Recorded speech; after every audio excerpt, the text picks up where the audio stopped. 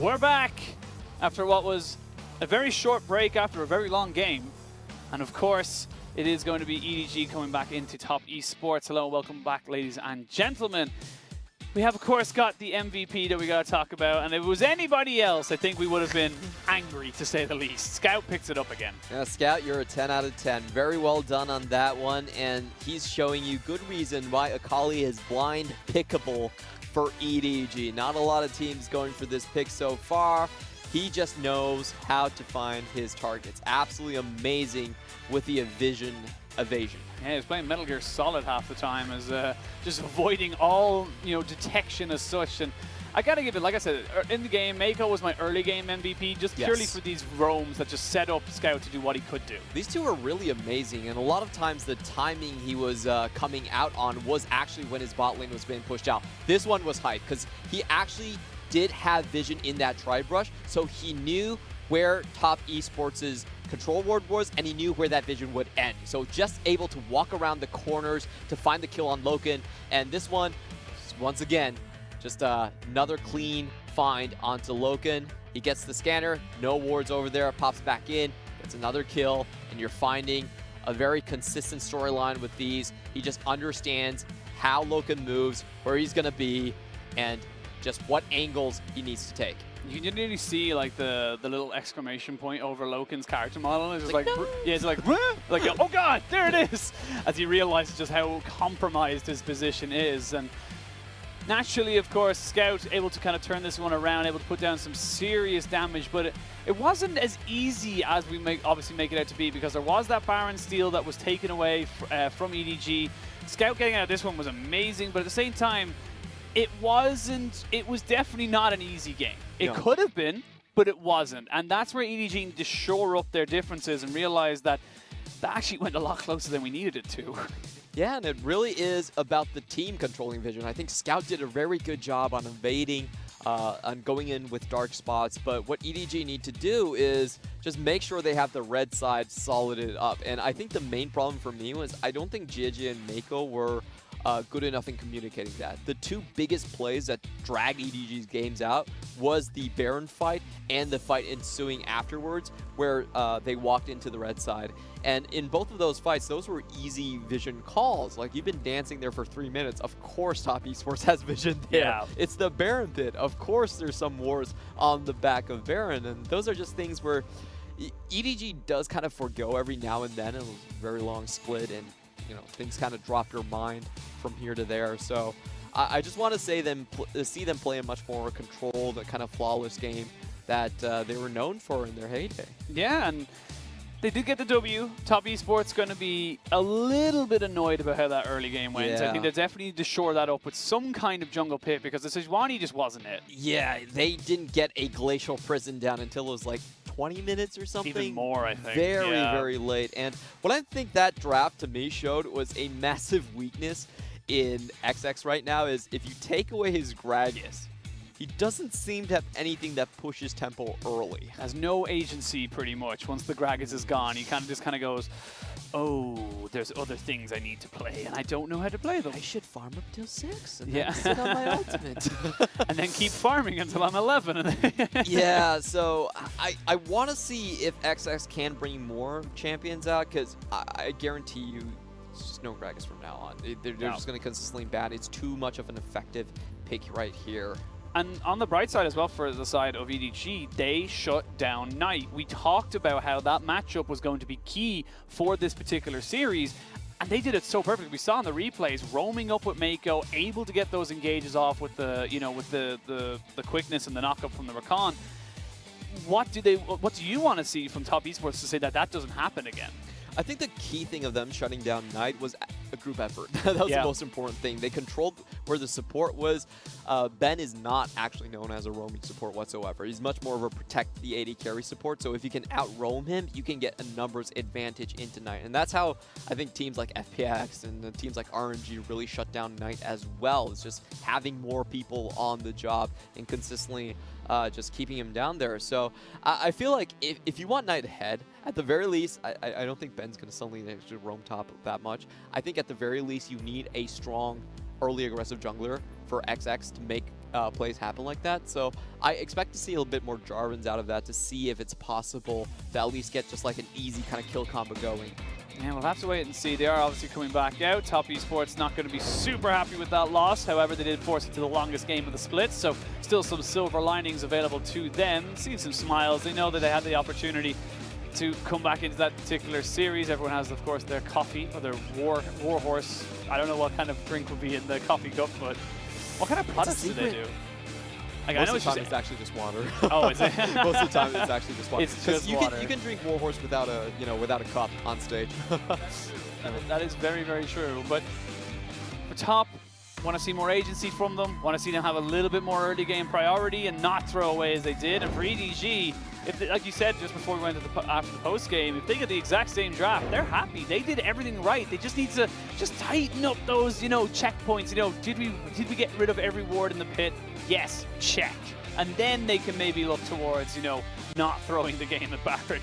No, I think it was still a very high-level game from EDG. In spite of their mistakes, they should be happy with that draft. And also, they did do a good job of shutting out a lot of the picks coming out from Knight. Knight recently has been on fire on the Kiana. You take that away from him. He was always a Corki player, even when Corki was not in the meta. He's known as this side lane split-pushing guy that loved Echo and Corki. So they did a good job at shutting down Knight in his potential champion pool. And I want to see if Knight can respond with anything. This really has been the gauntlet throwdown between the mid and jungle. Can Top Esports even considers themselves one of the top mid-jungle duos if they don't do anything against Scout and Jiejie in the early game? And that's the scary thing. Obviously, the one thing we're always going to look towards is this is a bit of a playoffs preview. This is something that you could see down the line in just a slightly longer best-of-5 format. And it's that kind of consistency that we want to see, because in the best-of-5 format, you are going to see bans change, picks change, and you want to see how they adapt throughout a series. We've seen it multiple times where one team goes down 2-0 and then all of a sudden changes one thing and the other team can't deal with it. Reverse sweep 3-2. So I want to see what they've got left in the tank. And yes, they're secured for top 4, but at the same time, you want to try and see that they don't go in on the back of a couple of losses. Definitely is the case. Top Esports wasn't necessarily satisfying in their last playoffs run, as they dropped quite heavily in Invictus Gaming. So the question really is, when Top Esports doesn't have a great laning phase, when they're evenly matched, can they still bounce back? EDG are saying, well, if it ain't broke, don't fix it. Still going to lock in that Akali first pick. And I like that a lot. Don't change with the bans at all. But I think this time around, Top Esports are going to lock in a early counter to that Akali, or a early pick for Knight, so that he doesn't get hard focused with the Corki and Aurelia bans, as we saw last game. Almost certainly going to be locked in the mid lane here is just whoever's cup that was. Yeah, it's now his cup. It's now his cup. I figure, a top laner wouldn't get that mixed up, because there's no one sitting on one side of you. Yeah, but have it on the side where no one else is. But looks like poke composition going to be the name of the game from Top Esports, as the Ezreal and the Corki locked in. I like this from Top. Yeah, this is a much better start. With Corki, they have someone that can push out against the Akali earlier on. You have the Phosphorus Bomb to spot out where Akali is going to be. And this composition, it also spikes off one items pretty hard. You get that Triforce down in the way. You can start having a lot of impact once you start grouping up. So this Top Esports composition is much more easier to execute with stronger picks that they're familiar with. We see EDG now looking towards that Kai'Sa. iBoy not going to go with the Zyrakan like last time. It looks like the Vladimir going to be locked in. So both solo lanes picked blind into Top Esports. I like the confidence from EDG. Wow. Yeah, they're just saying, you know what? If Jinoo has a bad laning phase, it doesn't matter, because he'll show up for the team fights. Jinoo, back in the day, very well known for his Vladimir flanks. It's one champion that he's held on to. And now Top Esports needs a counter answer. Let me go with the Aatrox. Now, the Aatrox can still played somewhat by XX if he does choose to. So most likely going to 369 in this one. Yeah, most likely going up towards that top side. Doesn't do badly into the Vladimir. It's kind of an even matchup. No one really wins or loses. You've just got so much sustain either side, so it's really kind of a what I call a handbags fight. Just handbags flying. No one's actually going to get hurt. But again, we see it time and time again. Volibear is going to be the ban coming in here from top, and I don't know. I don't see how it's a good pick. I'm sorry. It has 1 win out of 7 games. It has roughly the same win rate in LCK as well, but it's annoying to deal with, so I can respect that. EDG going to target out another of XX champion. This is really throwing down the gauntlet. What does XX actually play here? Top Esports, their identity right now is just making sure that at least LokeN is not going to get bullied in lane too hard. They're already picking the Ezreal, so not going to have a lot of lane priority if EDG decide to go for something that does have a lot of kill threat or a lot of lane pushing in the support position. Now, what is the final ban coming out? It's going to be the Alistar straight away. So top realizing that Ben did not have a bad game at all in that last one, was able to set up a lot of engages with that Alistar. But of course, doing that means that you are giving first pick over to the top Esports lineup, and it looks like they're going to go with the Braum. So an incredibly safe setup in that bot side with the Ezreal and the Braum. Hypothetically speaking, you could have the Corki and the Braum, but I doubt the Ezreal's going anywhere but bot side. Yeah, typically you do want to find some counter initiation with this composition. The Cataclysm works very much in the same way as well. You can just lock the engagers in. Works especially well with Vladimir since he can't pull out of terrain. So straight away, yeah, returned by the Lee Sin. I like this from the side of EDG. Got themselves some early game shore up to make sure they can make those plays happen again with the Rakan now as well. And Jiejie Lee Sin was what he was really made a name for himself on. A very strong performance in the NASP tournament. He definitely has the Lee Sin mechanics.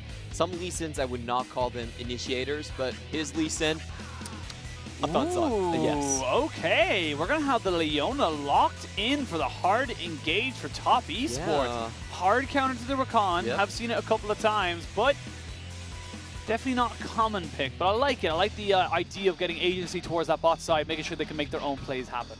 It works very well when you want that level 6 gank into it, and like you were saying, hard counter to Rakan. You can follow him as he tries to get the battle dance back onto his own AD carry. And a lot of times you not only follow, you have the Zenith Blade right, you have the Q right after, since he has to jump back to his AD carry as well. So a very strong counter pick.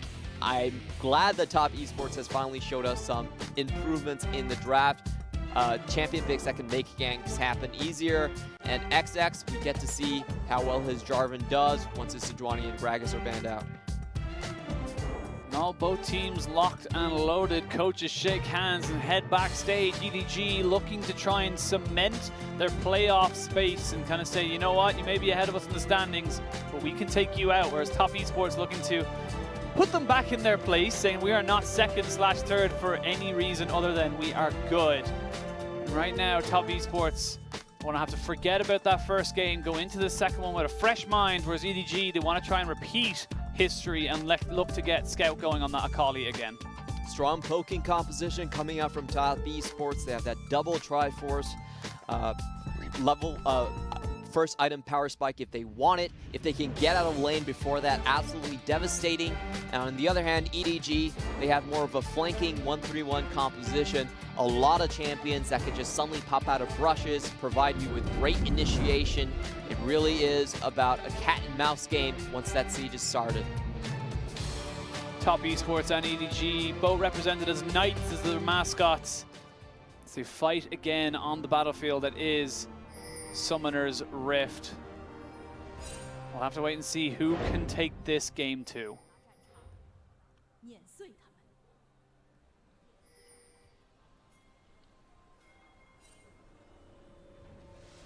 Wow, it took out the energy out of the crowd. That last game literally destroyed the hype.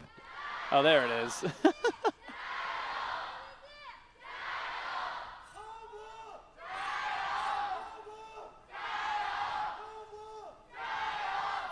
And that's all we're going to give them. We're not even going to listen to the murmurings. Go on, get out of here. Back down to the other side of the map. Oh my god, what is going on? Everyone's just shouting. We did see some Guangzhou fans coming, saying despite the typhoon, we want to cheer for EDG. Oh my EDG God. very much tied to the city. Clear Love belongs there. and so does the organization management as well. I saw pictures of their facility as well. It's pretty insane looking. Like, it's not just like a room like you see in NA where it's like, oh, we bought this house and we rent. It's a complex, exactly. And their owner actually owns the entire thing. Damn! It's not just that building, it's the entire thing. Not only do I own this, I rent every other space. Yes. Well, EDG, stacked in history. We mentioned it in the pre-series. Ooh. XX finds himself. Gonna have to wait a couple of seconds for that EQ combo to come back up. Once the flag disappears, though, we can see it as iBoy and Meiko find themselves pushed up. We're also gonna wait just for the level 2 from Ben as he flashes in, gets the hit down. And that was just an unfortunate error from XX there, not able to capitalize on the insta-flash from iBoy. Yeah, that was just impatient from XX, actually. Oh, no. And then you're against a double buff Lee Sin with Meiko having the priority. Does get the flag and drag this time round, and maybe a little bit of engage coming here. Now Meiko's going to be forced to flash, I feel. Doesn't really have the priority to get back out of here. This is just very scrappy from both sides, neither willing to give an inch, both wanting to take a mile. Yeah, and I have to say at the end of it, Top Esports does come out ahead. 3 flashes expended on EDG's side. That was a good rotation coming in from Knight, sealing off the top side of the Dragon pit.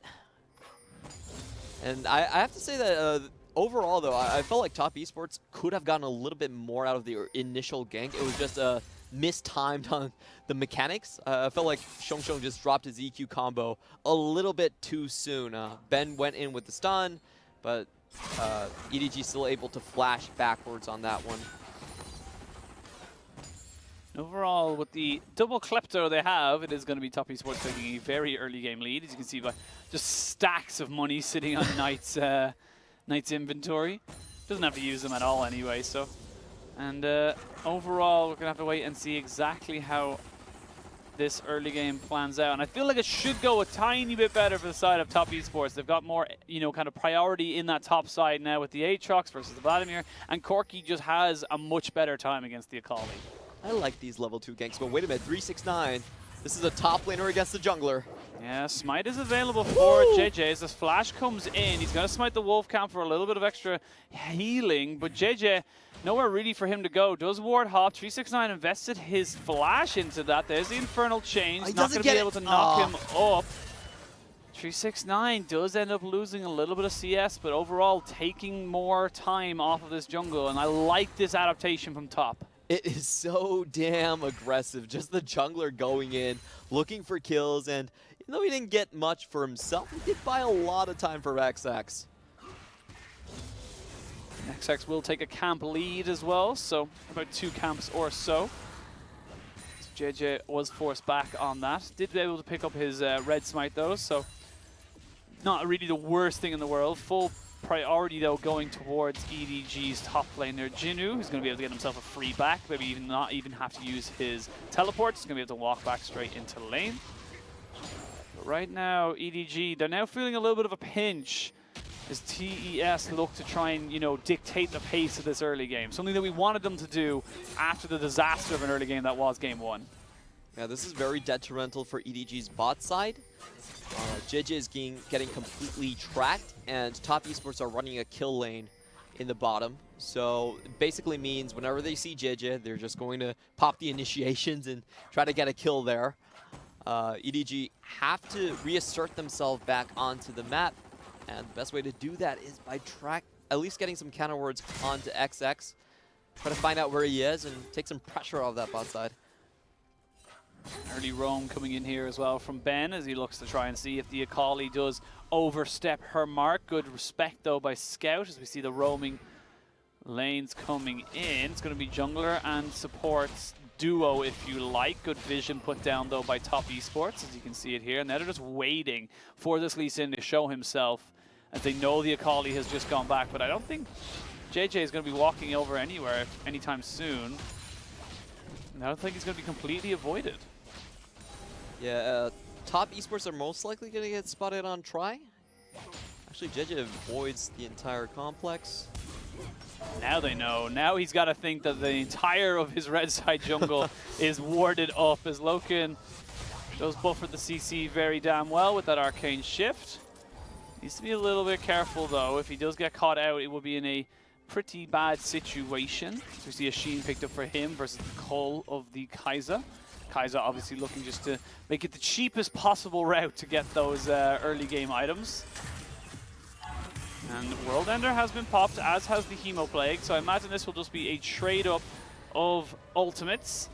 As I said, it's just very difficult for either of these laners to kill each other. There's just too much sustain between the two.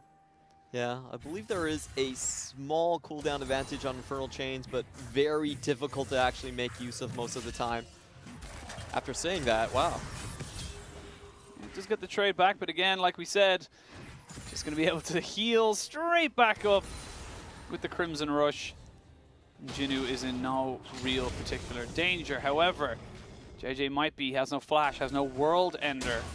This could be an potential gank coming in from Jiejie. However, 369 realizes that he is not in a strong position to do anything, backing away, has a teleport available to bring him back into that lane. And oh, as you see on the mini-map, a bit of move here coming in from the Lee Sin, and that's going to mean that XX gets a free start on this dragon. Here we go. Phase Rush has been popped as 369 just jumps straight on top of him. Jiejie trying to just get himself in a position to be able to kick him with the Q. Doesn't actually land it. Needs to be very, very careful.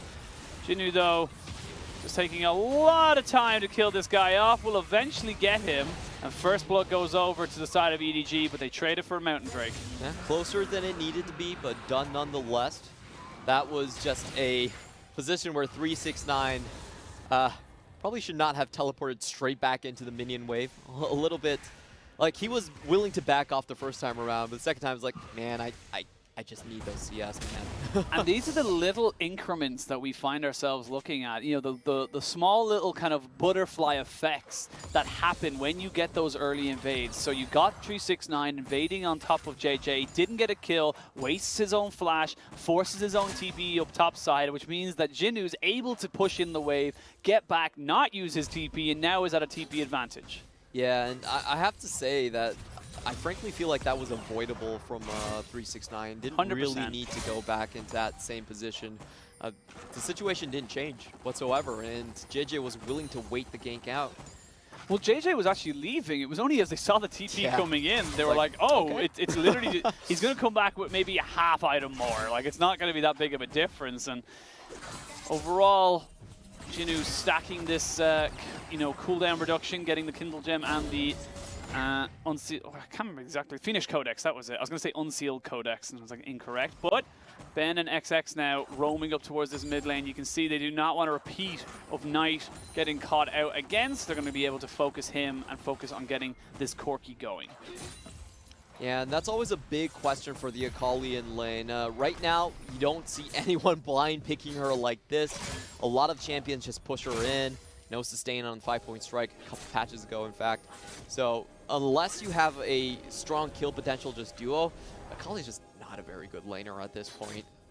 Can sustain, can survive is probably the best way to put it. Not very much sustain, but they now know that LokeN is roaming up, but they have not spotted Ben, who is not level 6 as of yet. Still waiting for that solar flare to be made available to him. Phase Rush has been popped by Jinoo as 369 tries to bait him in. They have got their jungler on hand should they need it, as Rift Herald has been started. However, the rest of EDG are prepared to try and fight for this. TP is available for the Kai'Sa as well. iBoy can join this fight. Now he will join it in, as we have got a 4v4. That's a good engage straight down onto the Leona, who's still only level 5, but they jump straight onto the backside of the pit as XX drops the Cataclysm, and he drops himself as well. That Rift Herald still going strong, and now looks like EDG want to try and fight for it, but Top Esports are not willing to let this go without a fight. They will try and push them back. Great poke here from Knight. He just keeps chucking out those missiles. They look to try and get maybe a little bit of damage down onto Ben. They jump straight down onto the Corki. It's going to be Leona and the Ezreal taken down. They jump onto the Aatrox. They will lose the Rift Herald, but they can defend it as everyone on the side of Top Esports dies. So well done by EDG. They dance around targets perfectly, and Top Esports could never find the focus on a single person. It wasn't the fact that Top Esports wanted to stay and defend the Herald. It was the fact that Ben couldn't leave. Ben actually just did not have the summoners necessary to get out of that situation, so they had to make a stand there. And it seems like sunken cost fallacy. Jinoo needs to be a little bit careful. They're going to go straight on top of it, and they will actually get it. EDG. That was a bit of a misstep, I feel like. They didn't protect that. I feel like they kind of tried to do too many things there. Yeah, they waited for the ambush and then baited away a lot of damage to Knight. They were like, you know what, Knight, be afraid. And Knight was like, but I'm not afraid. And he's like, I am a corky. It's like, okay, fair enough. Here's the Herald. Ooh, actually, they're jumping straight onto Knight. Solar Flare is available for Ben if he decides to use it. Perfect execution, not quite there, though. But Scout got a 1v2. They will not get the turret, but they will get a lot of gold there onto Knight, get him closer and closer to his Triforce. Now Scout gonna chase away XX, and fair enough, he didn't get the early kills that he wanted, but we're still looking at 12 minutes in the game, 5 kills to EDG. It's not exactly different to what happened last game. That's the most expensive Herald we've seen in the LPL. Oh yeah. 4 kills for that one. I don't think it was worth, especially when you only had 2 turret platings out of it. So, you know, it could have been better played. 4 kills, 1 kill worth of plate gold. You sure it's not worth it? Pretty sure it's not worth it. Pretty sure it's not worth it. EDG just outplayed the heck out of that one. Like them dancing around the kills that way, forcing out the summoners, locking top esports in for as long as they did. On Scout, gonna try and find 369 with this engagement. He has so much damage. Has got the Hex Tech or Hex Tech Gunblade in his inventory finished up, which means that this Aatrox has no way of. I don't think anyone has any chance of sustaining against this Akali right now. They have to try and deal with her very, very soon, or we're gonna see some potential dives come in. Scout, unfortunately, does mess up the execution on the perfect execution, as it was not so perfect. If we see the quickness going to be used, Solar Flare just in case, as LokeN finds Meiko. Good kill there, picked up by top esports, realizing that the dragon is up, and then they know that EDG aren't going to be as good with warding. EDG does have their teleports up in the top side for this one, but most likely not going to use it. Going down a little bit too fast here. Not in a position to really contest it, no priority in any of the lanes. They do, however, have Akali roaming down towards this mid lane, just trying to stay in the fog of war. And I have a bit of worries for how top esports are actually going to develop this one, because what you want in the poke composition is just to stack that Ezreal and Corki together, find a opportunity where you can consistently poke them out, but neither of those side lane turrets have taken any damage from EDG's perspective. So EDG actually have a very nice window of opportunity to just farm up the Akali and farm up the Kai'Sa for later. Silver linings, though. Top esports have been the one to secure all of the objectives so far, Rift Herald as well as 2 dragons. So still dealing with what they need to deal with and getting some small little advantages that will, if you're a top esports fan, hopefully come to fruition later in the game. Oh, when they do start the siege, it's going to hurt, and it's going to end very, very fast, because those towers are not going to stand up to these 2 objectives that they have secured for themselves. For EDG right now, I think in their current lane allocation, they're quite comfortable. Just see this continuing for the next 3 to 4 minutes until the next raid comes up. Yeah, nothing really else to take from either side. No one really wanting to risk it unless someone makes a catastrophic mistake, you gotta feel, unless someone gets caught out. Scout still looking as scary as ever, as top esports now lay their claim to this bot side jungle and look to try and push down this bot lane tier 1 turret. I don't really think that Jinoo is going to be able to defend this one, as the Triforce has been finished up by Knight, which means that he takes turrets very, very quickly. Wow, that was amazing speed which he took it down. Jinoo didn't come back with the teleport, gave some free time on it, but it was just 1 minion wave, and that was all Knight needed. Very surprised on that one, the speed which it's been taken. Oh, they're going to pop down now. C369 getting jumped in here by Scout. Perfect execution, not going to be enough, but the flash auto attack is, and Scout, he's creating an issue for top esports, but they're going to find themselves a mid lane turret in exchange for that top lane turret and kill. A very large issue, and that was level 11 Scout versus no level 2 World Ender from 369. Doesn't get that extra healing in, and I feel like he disrespected the amount of damage that Scout was packing at the point.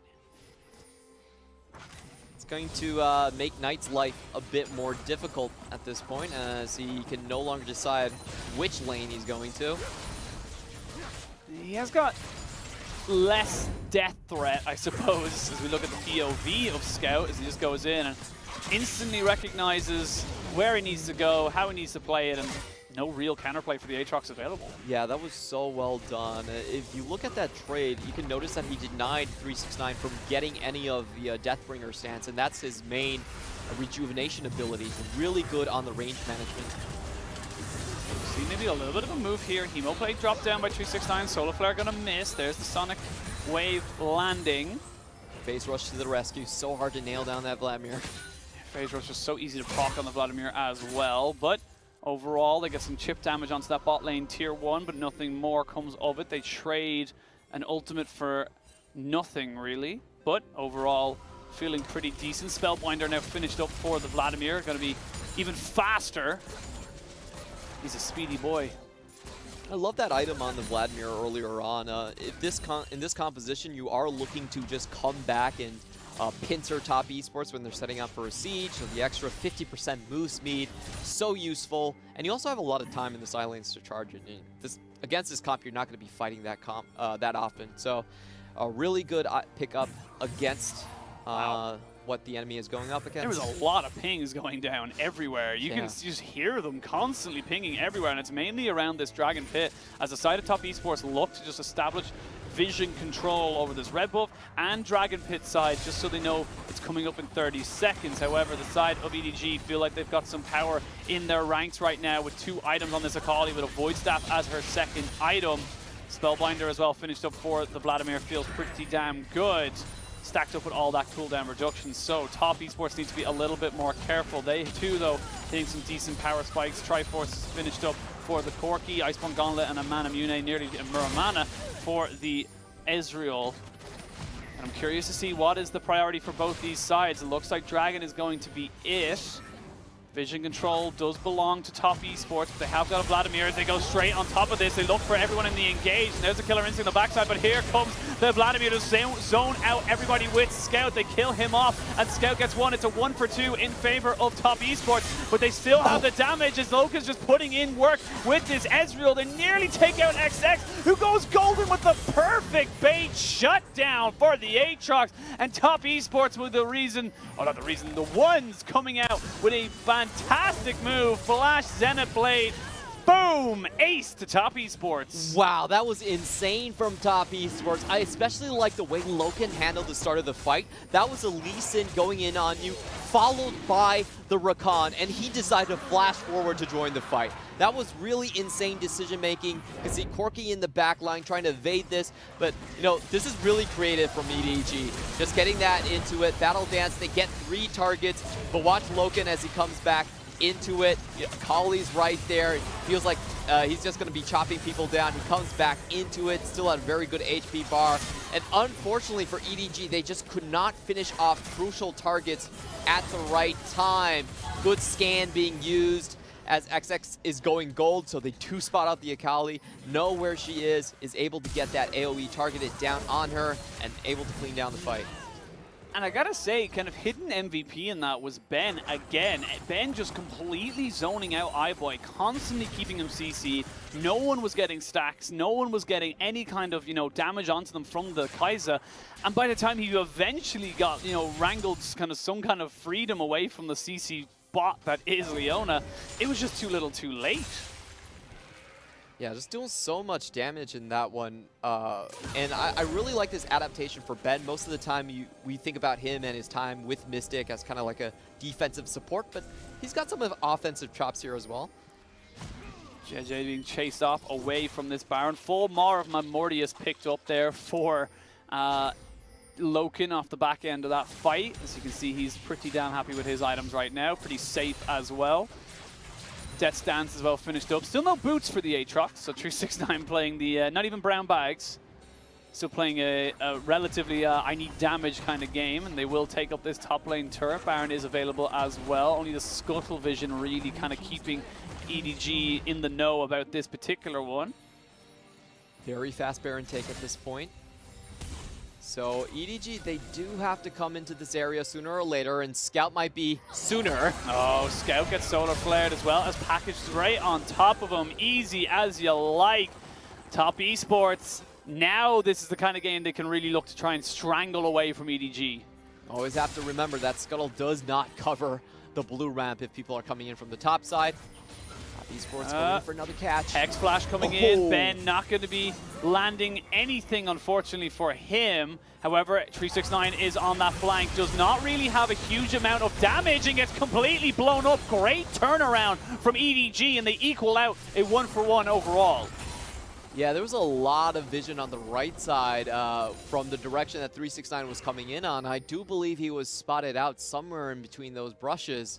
So EDG coming in well prepared, very quick reaction time from Jinoo. I'm actually really surprised that he was able to dodge out on the Leona coming over the wall. And they managed to defuse the situation. That was a very fast Baron take if Top Esports found another kill. But so far they've been able to hold on to the territory. Yeah, a bit of a mistake there from 369. Popped the World Ender and was immediately CC'd down. As you can see, he picked himself up some Merc Treads, so went with the fancy boots straight off the bat. But they are going to lose that bot lane turret. Ben's recall being interrupted by Scout. He wants to try and keep them on the field as long as he possibly can. The rest of the side of EDG now posturing around this mid lane. They've got priority in top and bottom. Cloud Drake in a minute 30, not going to be the highest priority from either side. However, you'd imagine the EDG, if they do know that Top Esports have reset, they will just take it to stop the stacking. And I typically do like the Cloud Drakes a little better for teams that are playing the 1-3-1. A lot of times you're trying to collapse onto people. So I think EDG might still be interested in that one, as long as they don't need to forfeit too much on the top side. Looking at Top Esports, they've now lost vision control over this sector. There's going to be another scuffle around here. Uh-oh. Knight has no package, has got Valkyrie and Flash just about available to him. He's going to jump away, gets kicked up, but there's the Cataclysm to come back on top of it. They trade 2 for 1, and it is EDG that are just quicker to the mark. Oh, as I say that, Flash in with the Hemo Plague, and they're going to jump straight onto Ben. There's going to be LokeN getting chunked out of this. There's a Killer Instinct as well as iBoy chases him away, chases him back. He doesn't want to take any more instinct shots. And LokeN proves why Ezreal is the better AD carry. He takes away the Kai'Sa out of this, but I don't think they can take this. I don't think they have the sustained damage to be able to take this Baron right now. Yeah, they don't have any surviving jungler at this point either, so both sides backing up, but a very good start of the fight for EDG. I just want to see how much they actually expended for that one. It's actually only just 1 teleport, so still a great catch nonetheless, and they're going to hold on to vision for another wave. 2 teleports? iBoy and yes, 2 teleports used. But they do get a teleport in response. This is going to be the Corki, I do believe. Yes, it is. It's going to be Knight coming back in top of it. So only the gold from the kills coming in, but how quickly these health bars get melted from the side. And actually, that's a mistake from Jiejie. Yeah, that was a little bit unfortunate. Doesn't get the full damage before the kick out. And what's interesting to me is that Top Esports also semi-expected it. They had a Carbon at the end of that. Bottom left, we're actually going to see Top Esports start up this Baron and actually going to be able to get it. Scout has done the flank, but it's a little too late. Now they can turn on top of him. Has got the Shroud to keep him alive, but just barely. Perfect execution, almost certainly going to have to be used for him to try and get out of this. Flashes away from the Solar Flare, but the Zenith Blade's going to land on top of him. Scout is down. And Top Esports have taken control of this mid lane. They can push up, they can take an inhibitor. Oh, the sneakiest of Barons, the replay Baron, where nobody can spot you. Well done, Top Esports, well done. Top Esports now pushing in, without Scout to be really the big engager and big damage dealer. You can't really take this fight if you're on the side of EDG and Top Esports. They may be looking for more. They take the inhibitor. They've still got a big wave. They've got Baroned up minions. I think they may look for the game. And they're very fast at taking down these towers. There's still 14 seconds on Scout. Here we go. They're going to jump into the Cataclysm. There's a good knock-up and a Hemo Plague. Going to go jump down onto Knight, and it gets blown off. And Jinoo is raining down Hellfire as he picks himself up a triple. It's going to be 4. It's going to be 5. EDG say, we're going to catch you with your hands in the cookie jar. And they get themselves a clean ace. They get all the Baron buffs as well. Massive play from Jinoo. I want to see how many stacks he had when he started in onto that one. But the Hemo Plague and the Tides of Blood burst was enough to finish off 2 carries. And what a triumphant defense from EDG. Did not see that one coming. Bit off a little bit more than they could chew, and Top Esports pay heavily. Gold going to be equaled out, you would imagine, with the pressure now going in favor of EDG. They take themselves a Cloud Drake. They get themselves mid lane turret, finally opening up those turrets and delay any more of a Baron push going in from Top Esports, and hope to God we get a replay of that, because that was just insane for Jinoo. That was so much damage. It was really well done by XX as well. He knew he had to lock down Jinoo at the start of the fight, but then Meiko goes in, comes out. Oh, it was just such a great find onto him. Instantly taking down both the Aatrox and the Corki was so important. Just not enough damage to deal with after that. And again, the supports with the little MVPs that I'm coming out with. Meiko getting the double charm and the knock-up onto the Corki and the Jarvan meant that they had no way of surviving out of the massive amounts of burst. They waste all their summoners, and overall, like, gotta give it to the side of EDG. They were the ones who are kind of constantly coming out with these big plays to keep themselves in this series, and they've equaled up the gold. Yeah, that was so impressive from them. I even think XX did the right thing there. Just locking down Jinoo at the start of that fight, 100% correct idea, but Meiko, like you were talking about, just one-up the entire team from Top Esports. However, even after all that, on the map, Top Esports still have an advantage because of that main lane inhibitor.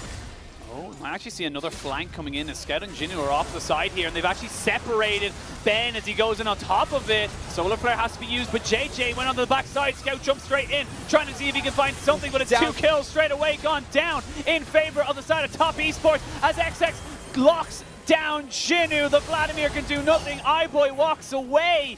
iBoy had no chance to get into that fight, and now Top Esports can look to end the game. And that was just so well played by Top Esports, sending Ben forward and then backing out of the AoE. It's iBoy against the world, and it looks like iBoy is going the other way.